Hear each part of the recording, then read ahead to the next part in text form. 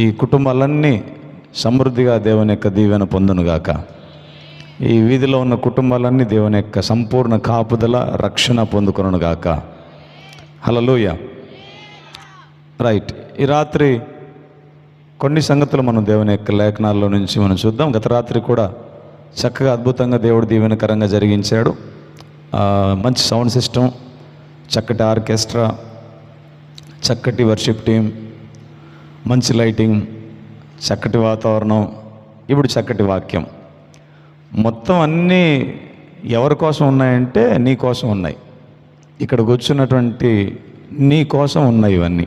Total ఈ arrangements మొత్తం subject అంతా ఎవరి గురించి అంటే మీ గురించే. మీరొకరు అన్నీ సద్వినియోగం చేసుకొని దేవుడి దగ్గర నుంచి దీవెనలు పొందాలని, దేవుడి కొరకై సాక్షిగా బతకాలని, ఇంకా యేసయ్యని తెలుసుకోకపోతే ఆయన్ని రక్షకుడిగా తెలుసుకోవాలని కేవలం వచ్చిన మీకోసమే ఇదంతా, ఈ హడావడి ఇదంతా ఏర్పాటు చేయబడింది. నిజమే, ఇంతసేపు మనం దేవుణ్ణి ఆరాధించాం. దేవుణ్ణి ఆరాధించినటువంటి మూలం ఏమంటే దేవుడు మా మధ్యలో రావాలని, ఇక్కడ ఆయన సంచరించాలని. అందుకు కూడా మళ్ళీ కారణం ఏంటంటే ఆయన వస్తే ప్రజలు దీవించబడతారు, ఆయన వస్తే ప్రజలు ఆశీర్వదించబడతారని. కాబట్టి ఈ ప్రోగ్రాంకి అధ్యక్షుడు దేవుడైతే ఆయన ఎవరి కోసం ఇదంతా జరిగిస్తున్నారు అంటే కూర్చున్నటువంటి నిన్ను దీవించడానికి దేవుడు దీన్నంతా చేస్తున్నాడు. మరొకసారి దేవుడు తన సేవకులను ప్రేరేపించి ఇంతటి సభలు ఏర్పాటు చేయించాడంటే దేవుని యొక్క ఉద్దేశం ఏంటంటే నీ పట్ల ఆయనకున్నటువంటి ప్రణాళిక మారలేదు. నీ జీవితంలో గొప్ప కార్యం చేయడానికి ఇంకా దేవుడు ఆశ కలిగి ఉన్నాడు, ఇష్టపడుతున్నాడు అనడానికి రుజువే ఈ రాత్రి జరుగుతున్నటువంటి ఈ సభలు. తిమోతి పత్రికలో రాస్తూ పౌలు అంటాడు, మనము నమ్మదగని వారమైనను ఆయన నమ్మదగిన వాడు అని రాస్తాడు. ఆ మాటకి క్లియర్ మీనింగ్ ఏంటంటే మనము నమ్మకపోయినను ఆయన నమ్మదగిన వాడే, మనం నమ్మకపోయినను ఆయన నమ్మదగిన వాడే అనే మాటకు అర్థం. ఈ రాత్రి మనం ఆధారం చేసుకున్న దేవుడు సర్వలోకానికి రక్షకుడు యేసుక్రీస్తు. యేసు అన్న మాటకు అర్థం రక్షకుడు, క్రీస్తు అన్న మాటకు అర్థం అభిషక్తుడు. చాలా మట్టుకు క్రైస్తవులు యేసు అనే రక్షకుడు అనే విధానంలోకి వచ్చి అభిషక్తుడు అనేటువంటి కార్యాన్ని పొందుకునే విషయంలోనే విఫలమవుతూ మళ్ళీ యేసు అనే రక్షకుణ్ణి వెనక్కి తోసివేసే విధానంలో కొనసాగుతుంటారు. యేసుక్రీస్తు అనే మాటకి రెండు అర్థాలు. ఒకటి యేసు అనగా రక్షకుడు, రెండు క్రీస్తు అనగా అభిషక్తుడు. రక్షణ పొందుకున్న వాళ్ళు అభిషక్తుడు ద్వారా నడిపించబడాలి. రక్షణలోకి వచ్చిన వాళ్ళు, యేసుని నమ్మిన వాళ్ళు అభిషక్తుడు క్రీస్తు ద్వారా నడిపించబడాలి. ఒకవేళ యేసునే తెలుసుకోకపోతే ముందు యేసు అనగా రక్షకుణ్ణి తెలుసుకోవాలి. ఈ రాత్రి మనం ఆ కోణంలో నుంచే కొంచెం ముందుకెళ్దాం. దేవుని యొక్క వాక్యాన్ని ధ్యానం చేస్తూ క్లియర్గా బైబిల్లో దేవుడు పౌలు ద్వారా మాట్లాడతాడు, మనము నమ్మకపోయినను ఆయన నమ్మదగిన వాడు, మనము నమ్మకపోయినను ఆయన నమ్మదగిన వాడు.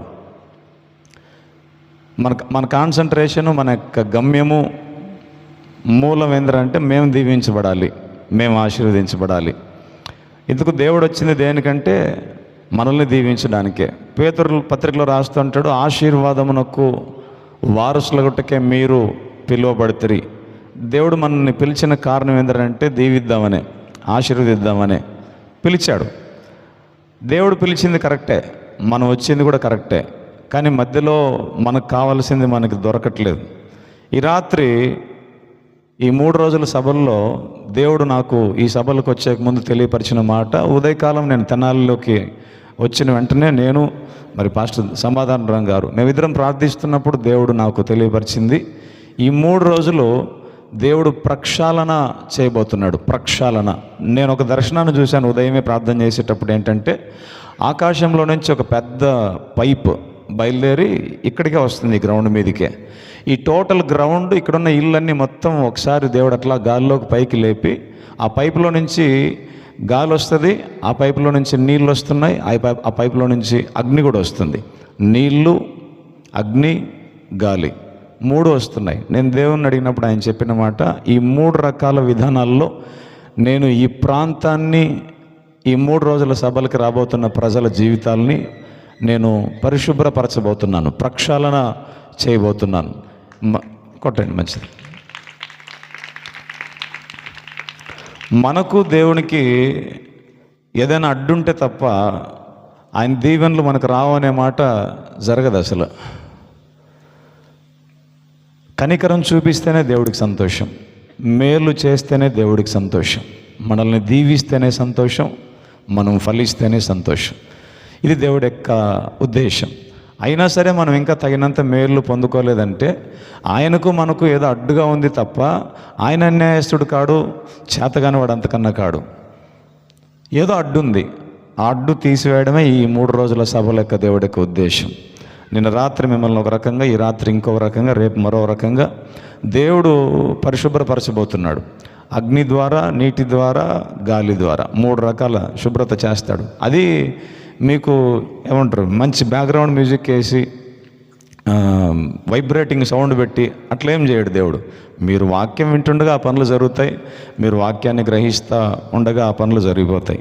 దానికి మళ్ళీ మీరు చాలా ఎక్స్పెక్టేషన్స్ చేసి అంతేం అక్కర్లేదు దేవుడికి. మీకు ఒక మాట అర్థమైతే సరిపోద్ది. నేను ఈ దర్శనం ఉదయకాలం ముందు సమాధానరావు పాస్టర్ గారితో, మీ పాస్టర్ గారితో పంచుకున్నప్పుడు ఆయన చెప్పిన మాట, చాలా ఒక మాట దేవుడు మాట్లాడితే సరిపోద్ది, 3 రోజుల సభలు విజయవంతమైనట్టే. స్తోత్రం, హల్లెలూయా. మంచి దేవుడికి స్తోత్రం కలను గాక. ఆ బేసిస్ మీదే ఈరోజు మనం ముందుకెళ్దాం. దేవుడు ఖచ్చితంగా అద్భుతాలు చేస్తాడు, అందులో అనుమానమే లేదు. అయితే ఎందుకు నీకు జరగట్లేదు, ఎందుకు నీకు జరగట్లేదు? అద్భుతాలు ఖచ్చితంగా చేస్తాడు, ఎందుకు నీకు జరగట్లేదు? అది కొంచెం చెక్ చేసుకుంటే పరిస్థితులు సరిపోతాయి, ఇంతకు మించి ఏం కాదు. క్లియర్గా పౌలు ద్వారా చెప్పిన మాట, ఆ బేస్ మీదే మనం వాక్యంలోకి వెళ్దాం. మనము నమ్మకపోయినను, మనము నమ్మదగిన వారము కాకపోయినా, మనము నమ్మకపోయినను ఆయన నమ్మదగిన వాడు. నువ్వు నమ్మకపోయినా సరే ఆయన నమ్మదగిన వాడే. అంటే ఇక్కడ మనం నమ్ముతున్నామని దేవుడు నమ్మలేదని దేవుడు మారడు. నువ్వు నమ్మావని, నువ్వు నమ్మలేదని దేవుడు ఎప్పుడు మారడు. ఆయన స్వభావం మారదు, ఆయన శక్తి మారదు, ఆయన కార్యాలు మారవు. నమ్మకపోవడమా నమ్మడం అనేది మనకు సంబంధించినటువంటి అంశం సంపూర్ణంగా, రైట్? అందులో నుంచి కొంచెం ముందుకెళ్దాం. బైబిల్లో షారా, అబ్రహాం భార్య షారా, ఈవిడ గారికి 89 ఏళ్ళ వయసప్పుడు దేవుడు వచ్చి చెప్పిన మాట, షారా మళ్ళీ వచ్చే సంవత్సరానికి మీదటికి ఈ పాటికంతా నువ్వు కుమారుణ్ణి కంటావు, నేను నీకు వారసుని ఇస్తానని దేవుడు మాట్లాడతాడు. 89వ ఏట, 89 సంవత్సరాల వయసప్పుడు నేను నీకు సంతానం ఇస్తానని షారాతో మాట్లాడితే షారా నవ్వుతుంది. దేనికి నవ్వుతుందంటే, అప్పటికి సరిగ్గా 25 సంవత్సరాల కిందట దేవుడు వచ్చి మాట్లాడుంటాడు అప్పటికే, నేను నీకు సంతానం ఇస్తానని. చాలా కాలం తర్వాత మళ్ళీ ఒకసారి దేవుడు వస్తాడు, వచ్చి మళ్ళీ నేను నీకు సంతానం ఇస్తానని చెప్తే, అప్పుడు చెప్పావు, మళ్ళీ ఇంకొప్పుడు ఒకసారి వచ్చావు, నువ్వు మామూలు నువ్వు ఇట్లే చెప్తావులే అన్నట్టుగా తీసుకుంటుంది, హేళనగా నవ్వుతుంది షారా.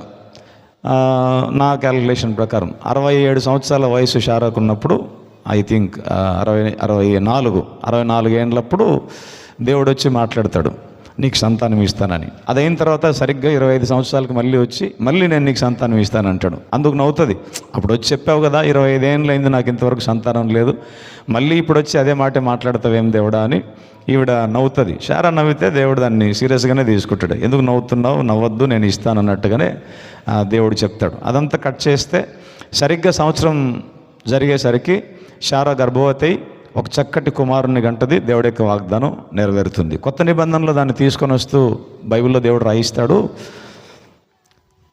తన శరీరం ఎక్కడ సంతానం పొందుకోవడానికి యోగ్యత లేకపోయినా 89 ఏళ్ళ ముసళ్ళైనా సరే షారా వాగ్దానము చేసిన వాడు నమ్మదగిన వాడని ఎంచి, వాగ్దానము చేసిన వాడు, విశ్వాసమును బట్టి షారా వాగ్దానం చేసిన వాడు నమ్మదగిన వాడని ఎంచి ఆయన్ని చూసి సంతానం పొందుకుంది అని హెబ్రీ రాస్తాడు. ఆ మాటకు అర్థం ఏంటంటే, నాకు 89 ఏళ్ళ వయసున్నా, నేను 89 ఏళ్ళ ముసలిదాన్ని అయినా సరే, ఇప్పుడు నా శరీరాన్ని చూసినా, నా వయసును చూసినా, నా వైపు నేను చూస్తే కనుక సంతానం పొందే అవకాశమే లేదు, ఛాన్సే లేదు. కాబట్టి ఇప్పుడు నన్ను చూసుకోవడం వల్ల ఏం ప్రయోజనం లేదు. నాకు వాగ్దానం చేసిన ఒక ఆయన ఉన్నాడు, ఆయనే యేసయ్య, ఆయన వైపు చూస్తే పని వద్ది అని 89 ఏళ్ళ ముసలిది తనని చూడకుండా ఆయన్ని చూసింది. విశ్వాసమును బట్టి వాగ్దానం చేసిన దేవుడు నమ్మదగిన వాడని నమ్మింది, సంతానం పొందుకుంది. దేవునికి స్తోత్రం, హల్లెలూయా. చాలా మట్టుకు మనం ఏం చేస్తామంటే మనల్ని మనమే చూసుకొని ఆల్ ద టైం మన వైపు మనం చూసుకొని మనకున్న సామర్థ్యాన్ని, మనకున్న జ్ఞానాన్ని, మన వయసు, మన బలము అన్నీ లెక్కేసుకొని అప్పుడు దేవుణ్ణి చూస్తాం. నాదంతా ఇంత ఉంది, మరి నీ సంగతి ఏంటన్నట్టుగా మాట్లాడతాం. దేవుడి దగ్గర నుంచి అద్భుతం మనం పొందుకోవడానికి మనతో పని లేదు, మన బలంతో పని లేదు, మన సామర్థ్యంతో పని లేదు, మన శక్తితో పని లేదు. నమ్ముట నీ వలనైతే నమ్ము ప్రతి వాడికి ఆయన కార్యాలు ఎప్పుడు సజీవంగా ఉంటాయి. ఈ నమ్మకం పుడుతుందా లేదా అనేదే ప్రాముఖ్యమైన విషయం. నమ్మకం పుడితే నీ జీవితంలో నువ్వు నమ్మితే దేవుడికి అన్నీ సాధ్యమే. ఎప్పుడు దేవుడు నీ శక్తిని బట్టి, నీ సామర్థ్యాన్ని బట్టి కార్యాలు ఉండవు. ఆయన శక్తిని బట్టి, ఆయన సామర్థ్యాన్ని బట్టి మన జీవితంలో కార్యాలు ఉంటాయి. మన వైపు మనం చూడడం వల్ల ఎప్పుడు ప్రయోజనం లేదు, దేవుని వైపు చూడడం వల్ల మాత్రమే ప్రయోజనం ఉంటుంది. నమ్మిన వాళ్ళు, అర్థమైన వాళ్ళు అల్లు చెప్పండి. అప్పుడప్పుడు మీరు